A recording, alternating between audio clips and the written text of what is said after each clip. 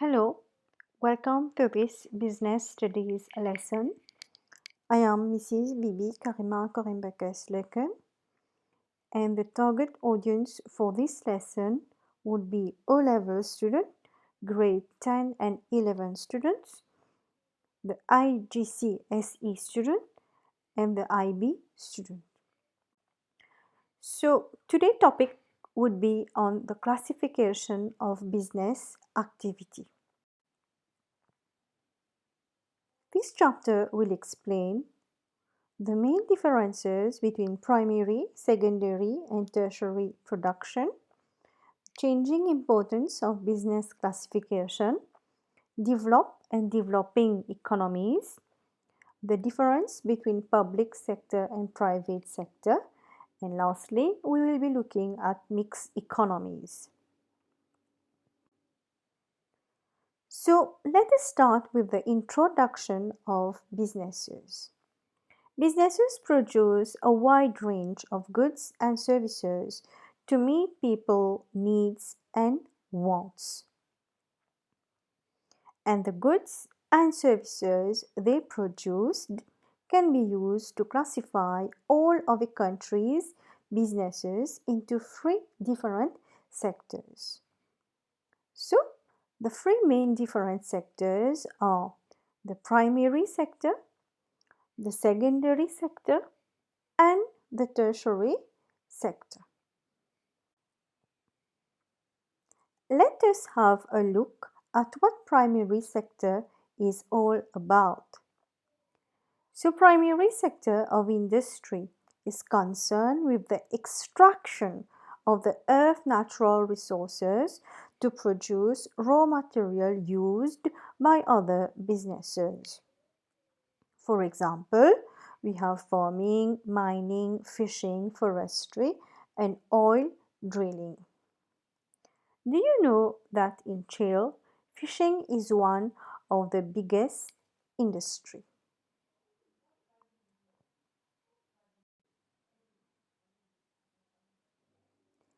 Now we move on to the secondary sector. This stage involves taking the materials and resources provided by the primary sector and converting them into manufactured or processed goods. For example, so we have aircraft, computer assembly, baking, building and construction, and refining. It is interesting to note that in Mexico, nearly 25% of its labor force are employed in manufacturing sector.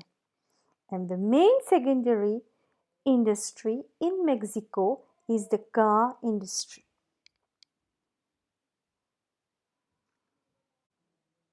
Now we move on to the tertiary sector, that is the service sector. This stage involves providing services to both consumers and other businesses. That is giving something of value to people, but not physical.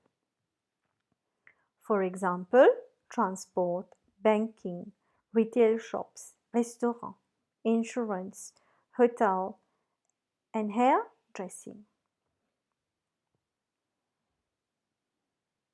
It is interesting to note that the tertiary sector in UK employs over 75% of all workers.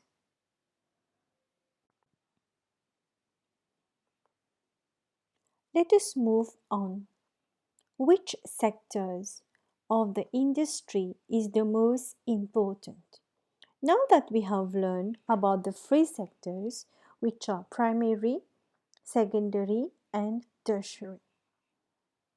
Usually, the three sectors of the economy are compared by the percentage of total number of workers employed in each sector or the value of output of goods and services and the proportion this is of total national output.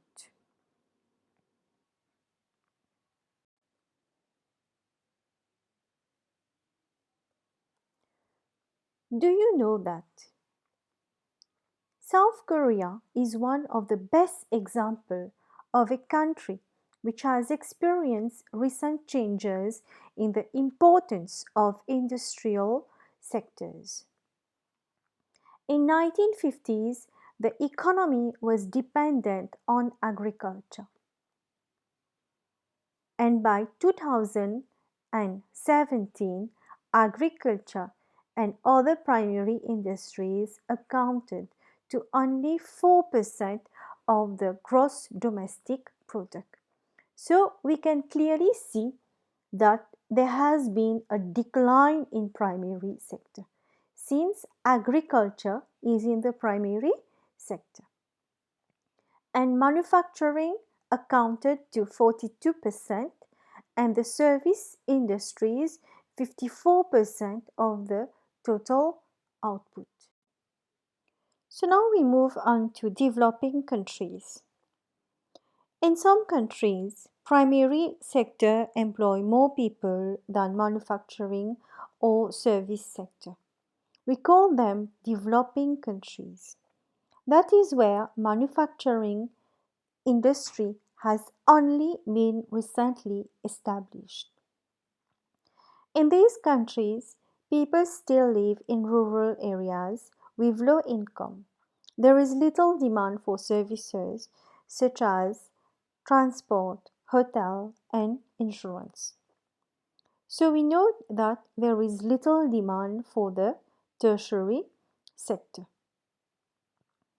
So the level of both employment and output are more likely to be higher than the other two sectors.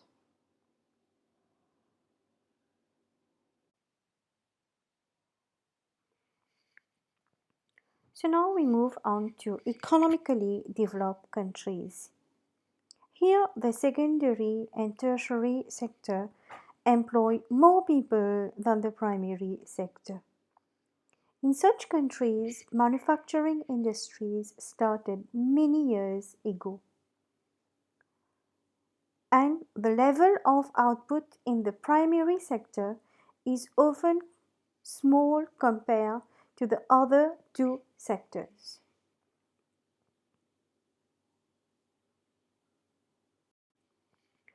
Now, let us have a look at industrialization. This is when a country is moving from the primary sector to the secondary sector. That is, the growing importance of secondary sector business activity and the reduced importance of primary sector business activity. What is deindustrialization? This is the opposite of industrialization. This occurs when there is a decline in the importance of the secondary manufacturing sector of industry in a country. Now, what are the reasons for changes in the three sectors? That is, the primary sector, the secondary sector, and the tertiary sector. Firstly, the sources of primary products have been depleted. For example, in Somalia, there has been the cutting down of forests. Secondly, countries are losing competitiveness. Now we have some newly industrialized countries like India, China, and Brazil. And thirdly, as countries' total wealth increases and living standard rise, consumers tend to spend a higher proportion of their incomes on services such as travel, restaurant, or holidays. So now we move on to private sector. It is useful to note that different patterns of economic or business activity often exists between low income or high income countries. So private sector, these are businesses which are owned by private individuals. Their main aim is to maximize profit. On the other hand, public sector is the part of the economy that is controlled by the state or government. Some services are free of charge, such as state health, education, defense, and public transport. The main objective of the state is to maximize public welfare. The money comes from taxpayers. Now, let us have a look on how these two sectors operate and answers the following questions. So, the first question of what to produce in the private sector will depend on consumer choices.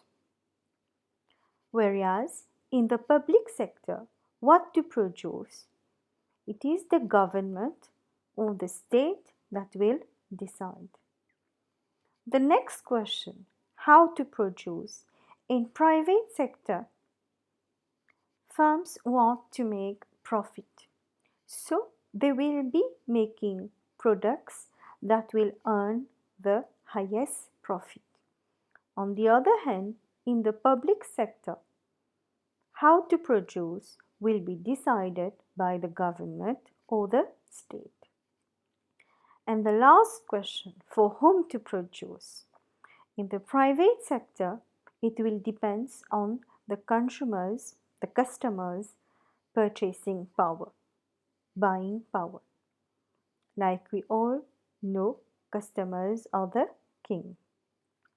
So it will depend on what the customers are asking for. However, in the public sector, for whom to produce will be decided by the government or the state.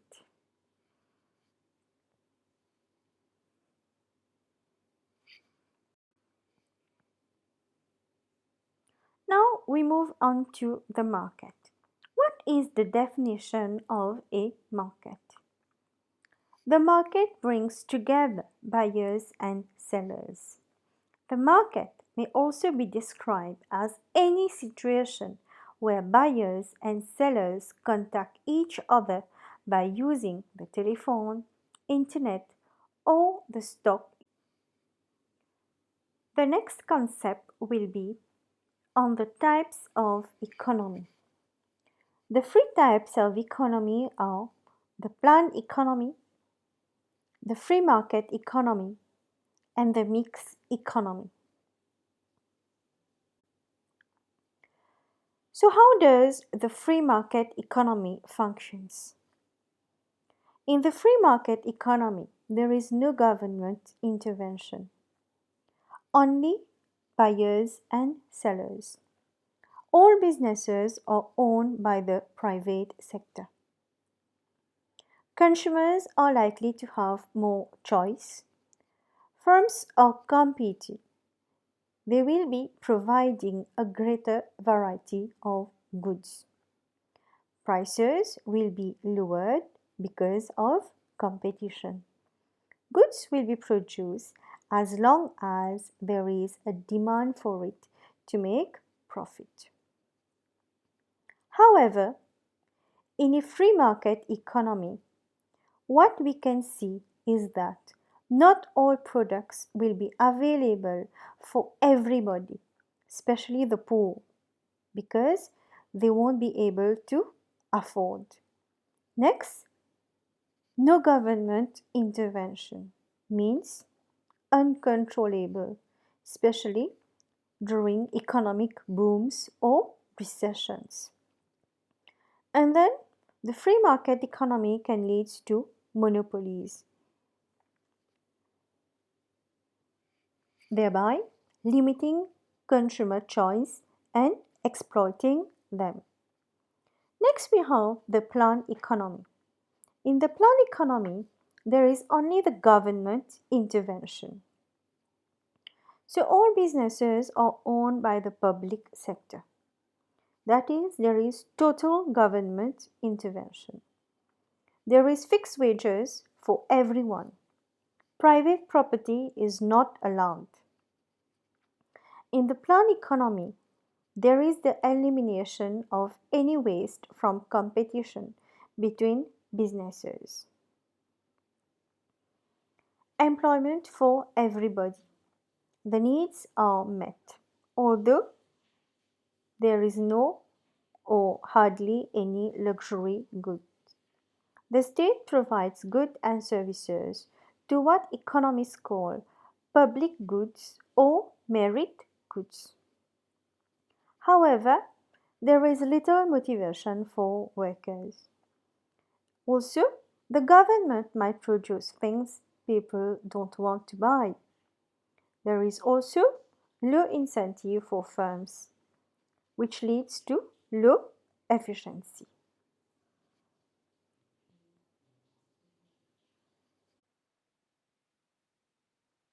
Therefore, mixed economies is where businesses belong to both the private and the public sector. So, the private sector, it is for the private individual, private businesses, and their main objective is to maximize profit. And public sector, this is what we call the government or the state, and the main objective is to maximize public welfare. So in a mixed economy, the government controls part of the economy and the private sector will control the other part of the economy. So industries which are normally under government ownership are health, education, defense, public transport, and water and electricity.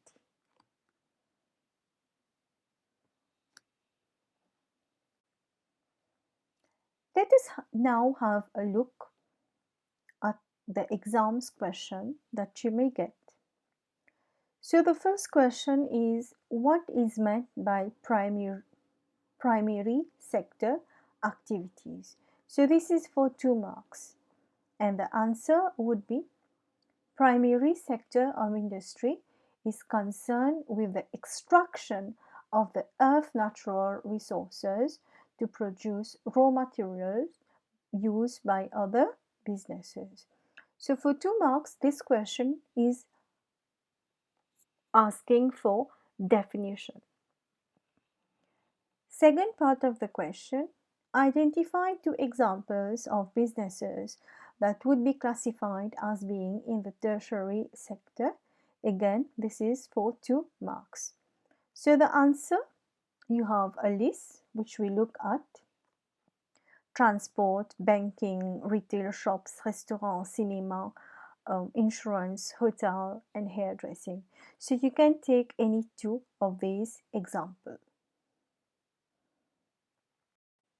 So now we reach the end of the unit, classification of business activity. So what we have learned is the 3 different sectors of the economy, which are the primary, secondary, and tertiary sector. And then we learn about the economic sectors, how they can be measured either by the number of people they employed or by the value of output of goods and services.